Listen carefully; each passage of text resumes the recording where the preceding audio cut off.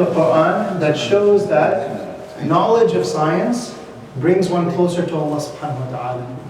That knowledge of science can actually strengthen someone's iman, strengthen someone's faith.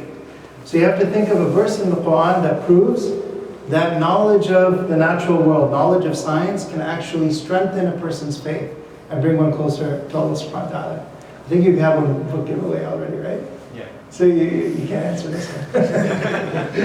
Yes, think about it, I'll come back to the question. I want everyone to get a chance to think about it. Like, Bismillah, alhamdulillah, wa salatu wa salam ala rasulillah wa ala alihi wa sahbihi wa man wala. Allahumma alimna ma yanfa'na wa zidna ilma. Ameen ya Rabbil Alameen. So, Jazakumullah khairan everyone for joining us again for our weekly halaqah series on atheism and the crisis of faith. So, for those who are new, welcome to the series. Every week we are discussing one shubha, or one argument, or misconception, or question, or claim that may arise from someone who is an atheist, or may arise from a Muslim who has questions about their faith. So the first week we talked about this argument, prove to me God exists, right? Prove to me God exists, and we explained how Islam is the only way of making sense of life. Islam is the only answer that makes sense. And therefore Islam is the only true path in life. And in last week we talked about the question, if God is good, why does evil exist? Why is there suffering in the world?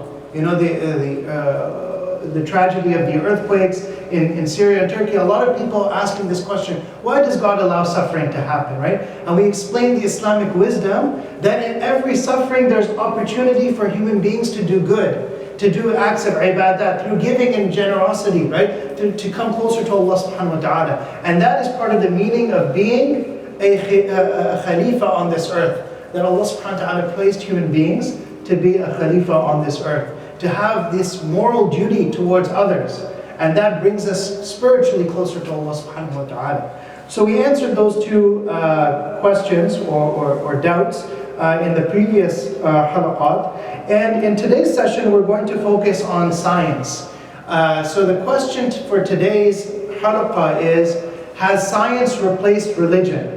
How many people have heard this claim being made that science has replaced religion, that we don't need religion anymore because of science? So raise your hands. Which religion?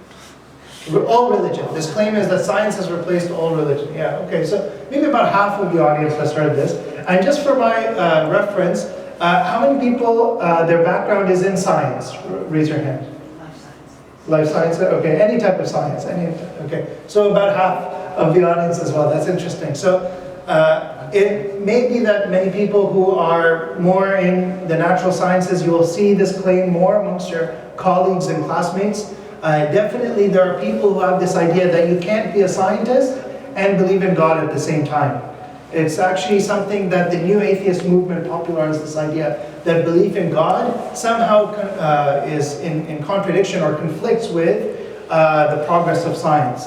Now, there's many things that we can say in response to this, and I have several points that we'll go through. It's about 10 different points of response. The first point that should be mentioned is that people see science and religion as a contradiction because of their experience with Christianity in Europe, right?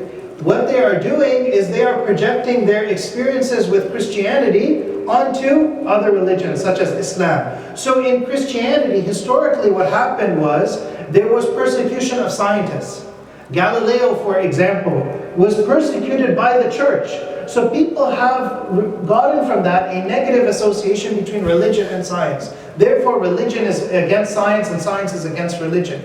But in Islamic history, we have never in the history of Islam had a single scientist who was persecuted because of some scientific discovery.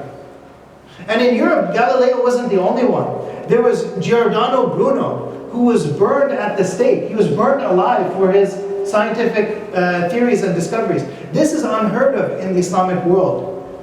And in Islam, and we're going to talk about that today, we had the golden age of scientific advancement. While Europe was in the Dark Ages, Islamic science flourished. So this idea that faith and science are in contradiction is something that people are getting from the history of Christianity in Europe, and they are projecting it onto Islam or onto other religions. And it doesn't exist.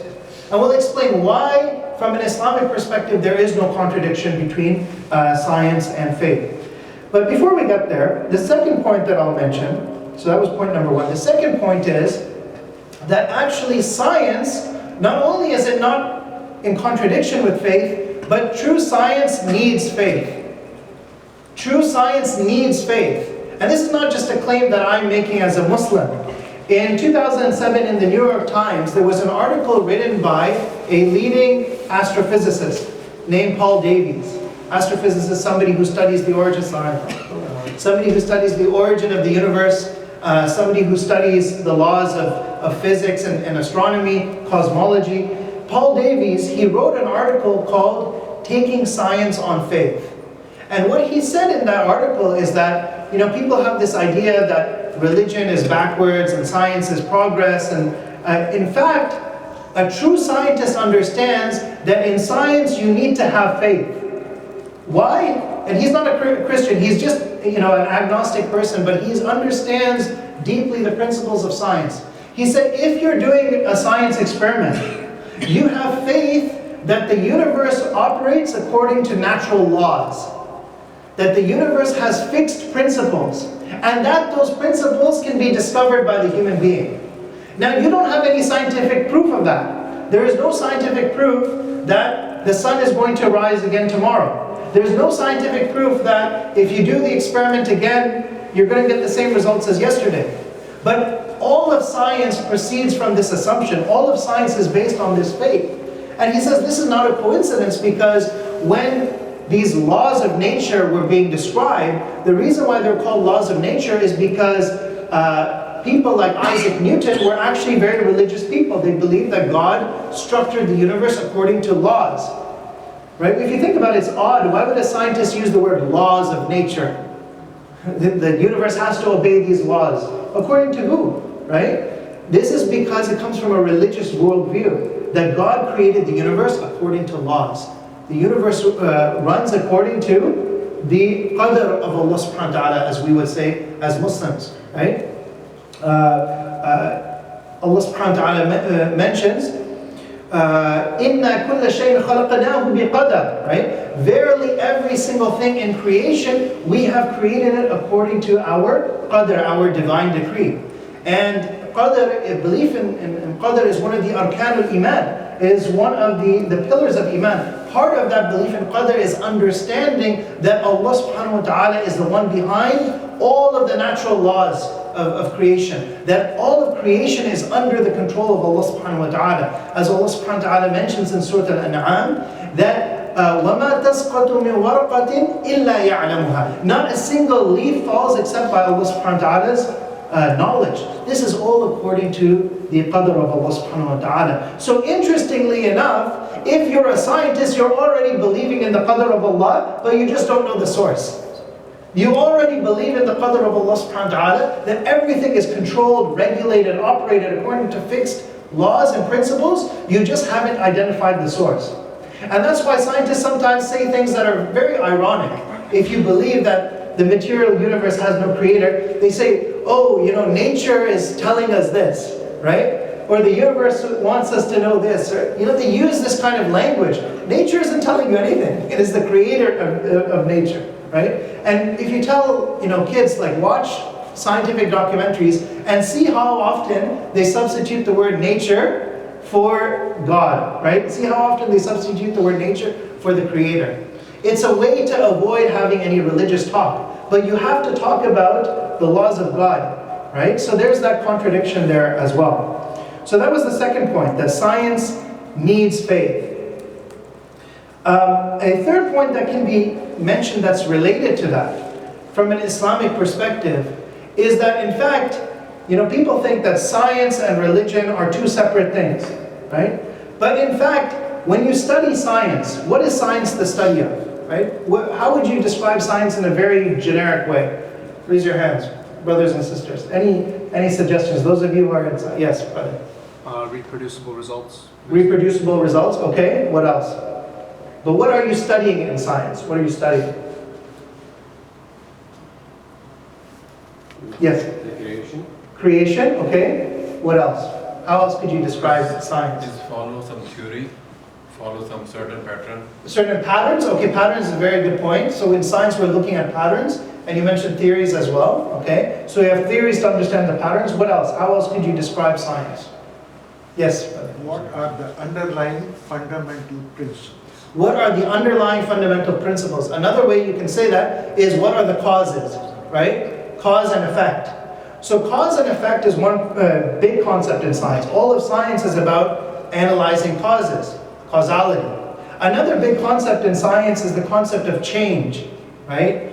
Why is it that certain things in the world change in response to other things? What are the principles which govern the change in the natural world?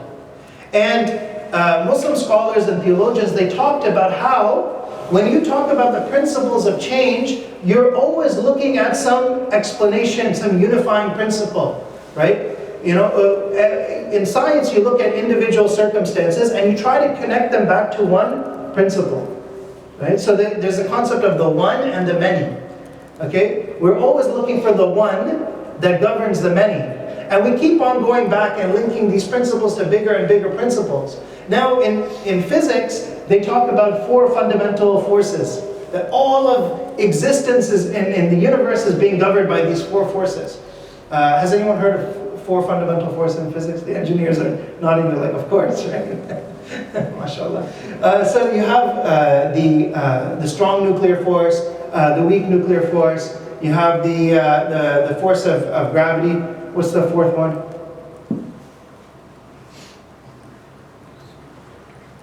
What's that? Now everybody's quiet. Force of gravity, strong nuclear, it should be, I believe it's the electromagnetic force. I believe, but I'm remembering from way back now, so